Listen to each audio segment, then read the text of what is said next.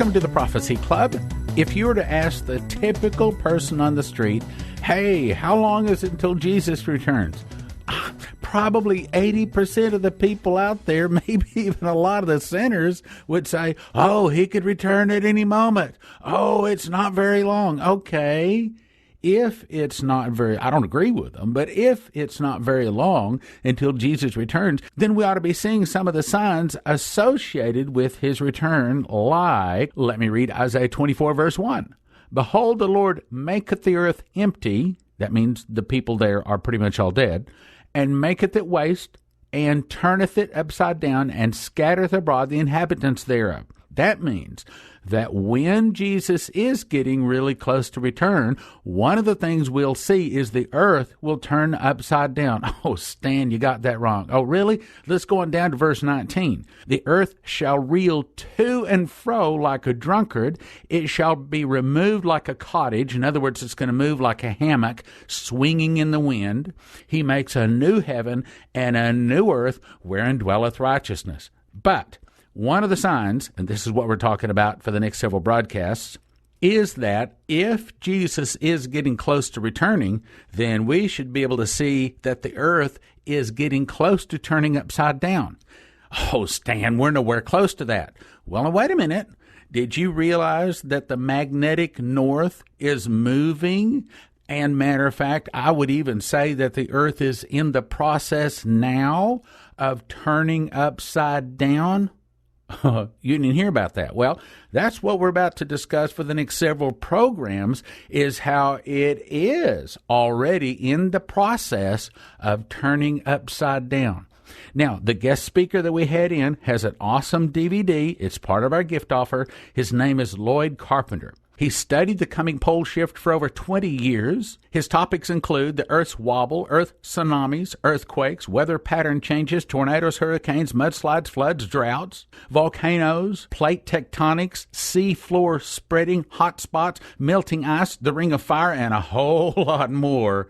The name is called The Coming Pole Shift, and it's normally valued at $30, but right now you can get 3 DVDs in what we call our catastrophe gift offer. You get End of Times by Augusto Perez, The Coming Pole Shift by Lloyd Carpenter, and Signs in the Sun, Moon, and the Stars by John Moore, all for a gift of just $25. prophecyclub.com or 785-266-1112. Let's go on over and listen to The Coming Pole Shift by Lloyd Carpenter. Mauna Kea is about 30,000 feet from the ocean's floor, and you measure a volcano from its base to its tip. And we decided to get married at the top of Mauna Kea, where the observatories are up there, just as a romantic thing to do.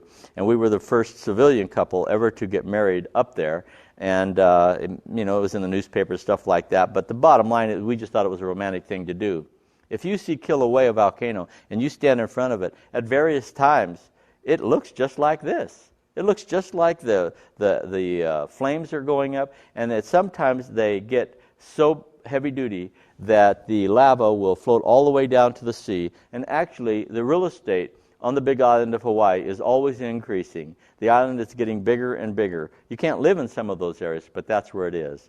Mount St. Helens, Face of Jesus, this is sometimes called. I have more about this in my video, Face on the Ocean Floor, that the Prophecy Club did. But the bottom line on this is not in the same category as images that are in the ocean, because, again, probably 2 minutes after this image appeared, it was gone. And so did God do it? Maybe. But it's not in the same category as things on our ocean's floor that you can see. Volcanoes are a beautiful sight. And when I think about where the eye is at Manzanillo, Mexico, right there, right at the very start of the sight line, is one of the most terrifying volcanoes in the world. Every 2,000 years, it destroys Mexico City, every couple thousand years, and then they go in and they rebuild it again. And it's only because volcanic land is very fertile. So in Japan, in America, and all over the world, we have earthquake and volcanic activity that's happening all the time. This is Mount St. Helens from space. And so there's our diagram of a volcano the way we usually see it. But Yellowstone is different. And the Science Channel had a special recently called When Yellowstone Erupts. And that's because they're saying it's supposed to erupt. It erupts like Old Faithful every 600,000 years. and the last time it erupted was 640,000 years ago. So they're saying, why hasn't Yellowstone erupted yet? And then just in the last few years, within the last decade, they had to cordon off part of the park because gases are reaching up and they're actually killing the bison there. So we're in a situation where if Yellowstone did erupt, that it would create, and there's lots of earthquakes, by the way, on Yellowstone also, it would create a force so terrific that it would, in effect, the beauty that you look there would create an environment which would cause more than a Pompeii. Within 600 miles of Pompeii, you would have people looking like this. Anyone living within 600 miles. So the Yellowstone volcano is on the verge of erupting, and if it happens, the ash plume would, they say, destroy much of North America, that the temperatures would drop as much as 16 degrees, affecting crops terribly.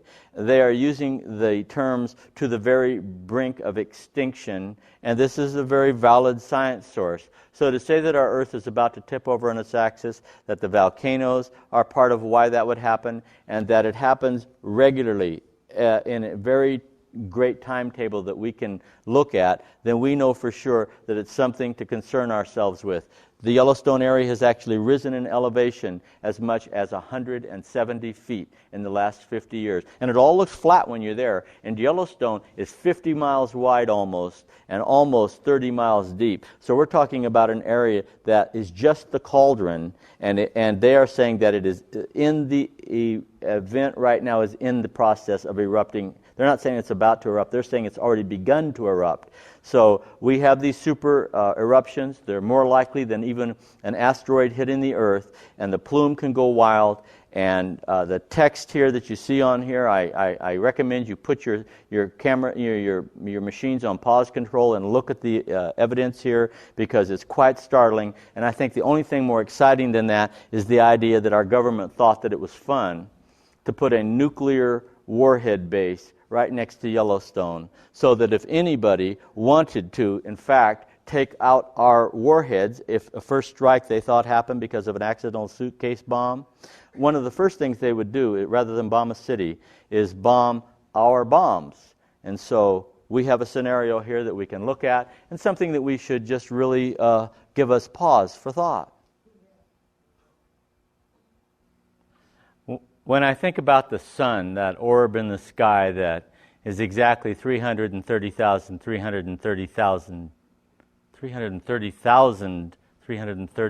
larger than the Earth, it just amazes me how deliberate our God is.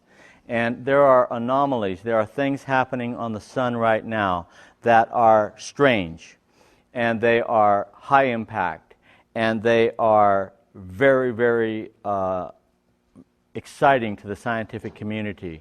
When we look at this graphic and it shows the size of the sun in comparison with the Earth, it's absolutely amazing the influence that the sun has on the Earth. The sun is a beautiful orb, and now for this age that we live in a time when we are able to analyze the sun, when we're able to look at the solar flares, when we are able to photograph it and look at the changes that are taking place on the sun, and it is just a very exciting time. You know, there are people who say that we never landed on the moon back in 1969, in July 69, and I think we landed on the moon, okay? But I'm saying that there are people that say we didn't because of certain anomalies that were happening at that time, and one is that there were some horrific solar flares that were happening, and that, as it was coordinated with the Van Allen belt, they're saying there's no way that a rocket ship could have gone through that area and not just fried. But NASA released evidence and information, and as we know, NASA doesn't lie. And they said that there were windows where they would have been able to go through there quite well, and that we did in fact go to the moon. But the magnetic field of the moon has actually doubled since 1963. And when Russian scientists announced this, other people in the world said this can't be, but then they also observed themselves after looking at the evidence that it was in fact true. As a matter of fact, not only has the moon's magnetic field doubled, but the magnetic field of all of the planets has increased substantially, every single one of them except the Earth. For some reason, the Earth's magnetic field has actually lessened. And so one of the things that the scientific community is saying is, how is it that the sun's magnetic field would have doubled, that the magnetic field of all of the other planets would have increased so substantially, and yet the Earth's magnetic field has lessened? Because back to Newton's law we go, okay? And Newton's second law is, in fact, that a body in motion will continue to remain in motion unless it is somehow interrupted by an external force. Or another way of putting it is that a body at rest will remain at rest unless something else pushes it or causes it to move. So when we see that our Earth is being affected by the sun's magnetic field, that its own magnetic field has lessened, and that a polar shift of the sun, in fact, what happened in 2001, that's not startling. Scientists know that every 11 years, the sun's magnetic field, actually the South Pole becomes the North Pole, and the North Pole becomes the South Pole. And they look forward to it, because when the sun's magnetic field tilts, changes, becomes opposite, they're able to get new information, they're able to get new insights as to our universe, to our solar system, and to how it affects the Earth. But when you think of the solar flares in scale with the Earth, and these are images that were made available through the NASA. You know, the thing that's wonderful about our country that I really like is that so many of these images are public domain. Your taxes and my taxes pay for them. And the images that I'm showing today that are not public domain, I either got permission to use them or they were made especially for this presentation. But most of them come right from our government, from the oceanographic departments or from NASA. And to look at solar flares in scale with the Earth, we can see why the last great solar flares that have been happening have affected.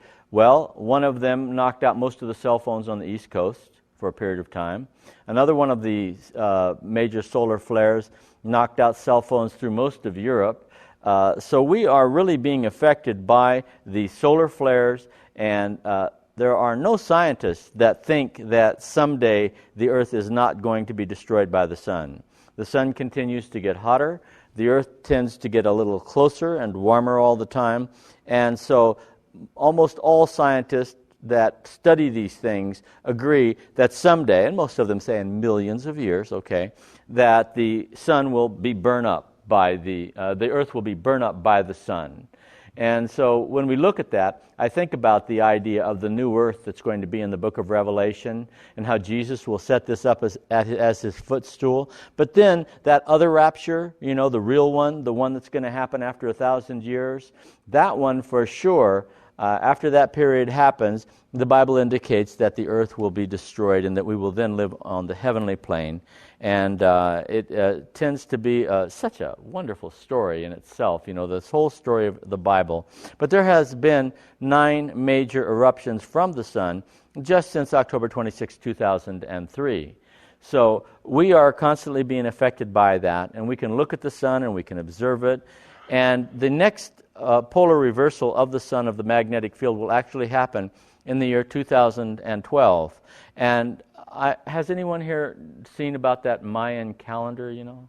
The Mayan calendar is really interesting because not only is it a wonderful piece of art, but it kind of lineages out various occurrences throughout their own history and then what they believe to be future history, but it comes to an end right at December 21st, 2012, which is the winter solstice. So it's rather fascinating that both the sun's magnetic field is going to reverse in 2012, but also that the Mayan calendar comes to an end. And in effect, what the Mayans are saying in their book, The Popol Vuh, is that the world will come to an end in 2012. I don't say that. I'm saying that's what the Popol Vuh says. Some other people say that's ridiculous to say such a thing, and it's really stupid to even suggest it because everyone knows that the world's going to come to an end in 2007. And I say, what do you mean, and why would you say that? And they say, well, that's because Israel did not really become the state that it was in the Bible until 1967. And that was when the 1967 three-day war happened. And what we have there is that that's when they got back the Golan Heights, and that's when they got back the West Bank, and that's when they got the Sinai so they could use it in trade. And so what we have now is the closest thing to Israel geophysically as it was back in Bible times. And I say, well, you know, been there, done that. I remember when they were saying it was going to be in 1988 because that was exactly 40 years from being the coming a state in 1948 to 1988. And so I am comfortable in saying that no man knows the time or the hour that these things are going to happen. It's always interesting to speculate. It's even fun. But we must not take these speculations too seriously, but we can look at them and we can say, isn't that interesting? When we look at the magnosheath of the sun, it is so large. Actually, our Earth is that little tiny orb that you see there between those two blue spots. It's that small. And everything else is the magnetic field of the sun affecting our Earth. And I've been studying magnetic fields and magnets for many years, and I think it is one of the most fascinating studies that we can have. As a matter of fact, one of the things I like to say to people is if you want to know about the secret of life, the secret of life really is, in effect, something that you can find by going out behind the barn and then looking out into the field, the magnetic field. As a matter of fact, I've always had people and looked at people who come up with this ultimate question business, and they say stuff like, what is the secret of life? What is the great philosophical question of all time? And I will tell you what it is. As a matter of fact, I'm going to tell you a couple things tonight and keep them very simple so that we can easily understand them. I'm going to tell you exactly what heaven is like. I'm going to tell you exactly what hell is like. I'm going to tell you exactly where heaven is located. I'm going to tell you exactly where hell is located. I'm going to also tell you what the ultimate philosophical question of all time really is. The ultimate philosophical question can be put very simply: matter matters, or matter doesn't matter. That's it. There is no other way to really word it better. The Buddhists say that God is the space between the matter, and the matter is just put here as an illusion, and that our lives are an illusion. And I would say, well, that's just a Buddhist thing. But no, it is also a Sermon on the Mount thing, because my Bible tells me to not lay up treasures in heaven, on earth, where moth and rust doth corrupt, and where thieves break through and steal, but to lay up for yourself treasures in heaven, where neither moth or rust doth corrupt, and where thieves do not break through and steal. So what we have here is stuff what our lives are all about, or is the coveting of stuff what our lives are all about? So the ultimate philosophical question, which will relate to that brief mathematics lesson coming up and the brief physics lesson, is matter matters or it doesn't matter. Now, the other thing is that all matter is located in the magnetic field. You are a magnet. This computer is a magnet. This piece of paper is a magnet. Everything that is made out of matter, and everything that is made out of matter has a north pole and a south pole.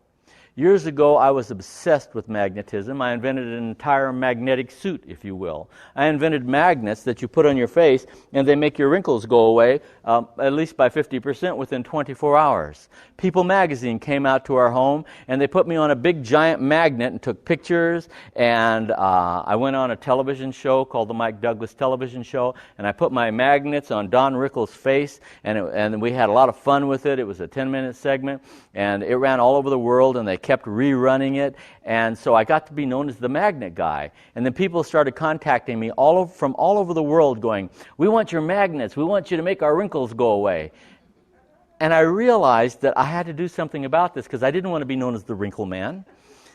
And so I decided also that the magnets that you can sell to people weren't really all that effective. The magnets that are very effective are the ones that are very powerful. But if you wear them wrong or do them wrong, I have a magnetic hat that I invented that you put on, and it weighs about 20 pounds. But one day I turned it on the opposite direction, and my hair started falling out.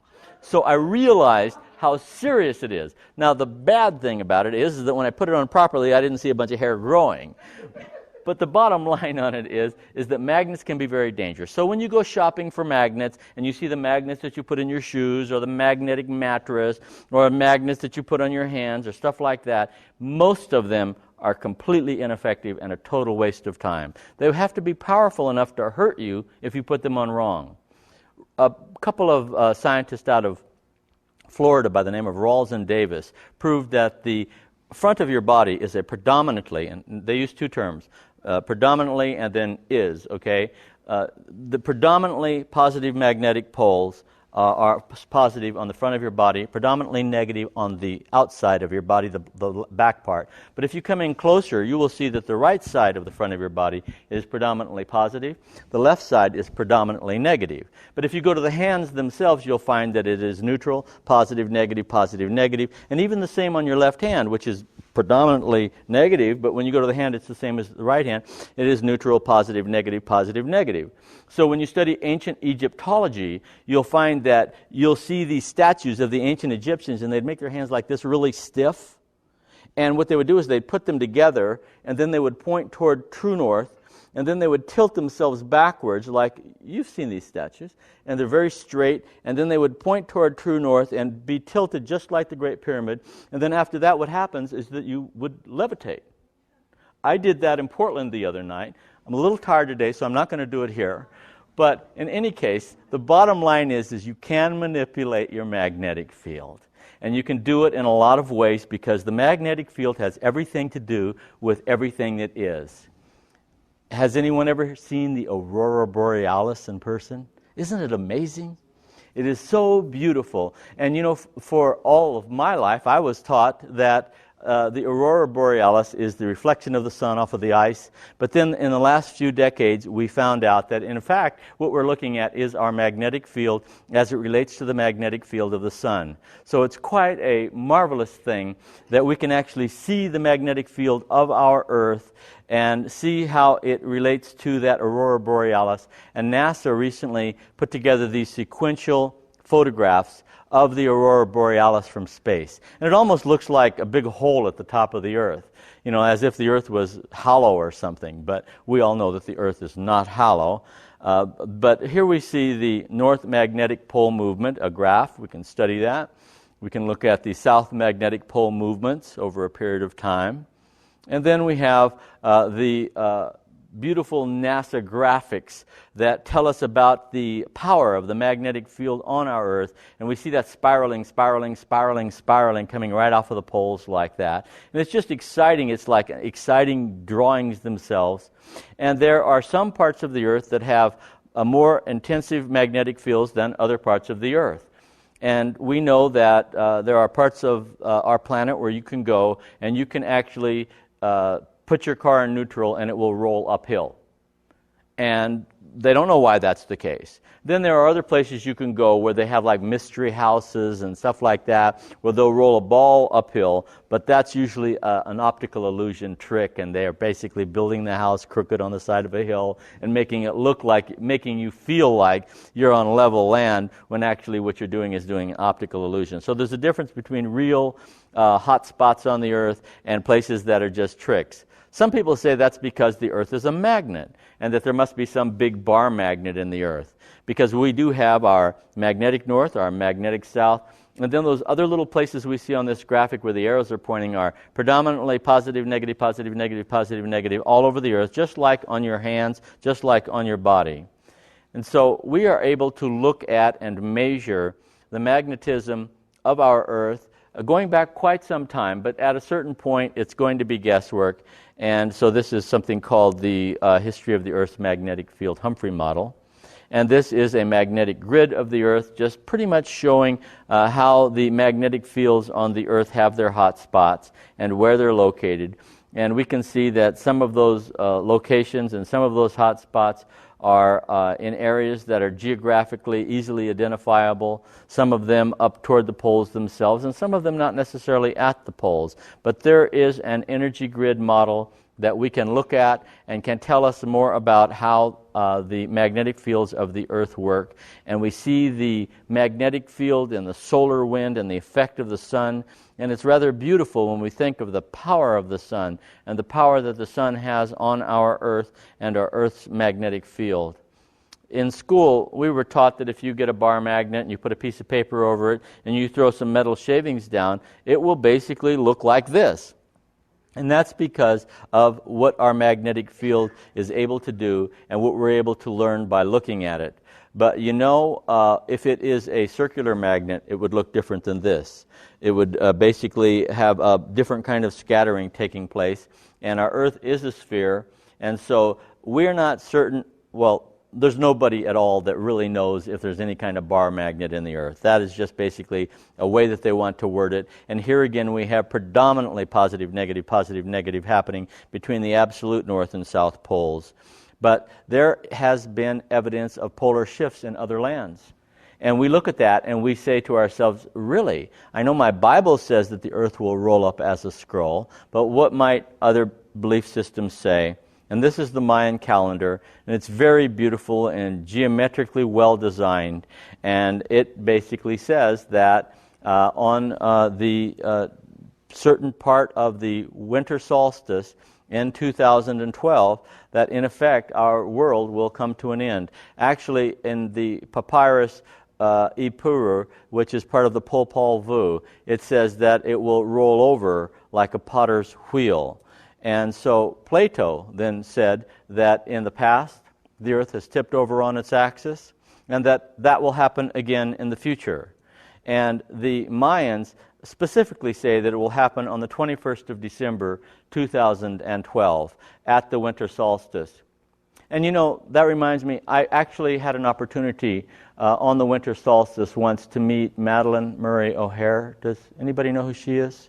Right. She and I were going to be on the same television show, so she said, please come on out and come to this big winter solstice meeting we're going to have, and we're going to have a big dinner. It's our American Atheist dinner. Now, she did not know I was a Baptist minister at the time. Well, I'm going to interrupt the program right there, but you can get the catastrophe gift offer by going to prophecyclub.com. I'll tell you more about it in a moment. Now from the Prophecy Club, some exciting opportunities for you. Today we're making 3 DVDs available for a gift of just $25. The first one by Augusto Perez, End of Times. Topics are the Great Shaking, the Coming Famine, the Glory Cloud, the Coming Attack on the United States, the Great Darkness, the Super Devaluation of the Dollar, the Double Portion Outpouring, and how God will protect His own. Then, the Coming Pole Shift by Lloyd Carpenter. The Bible says that earthquakes will increase and the earth will turn upside down.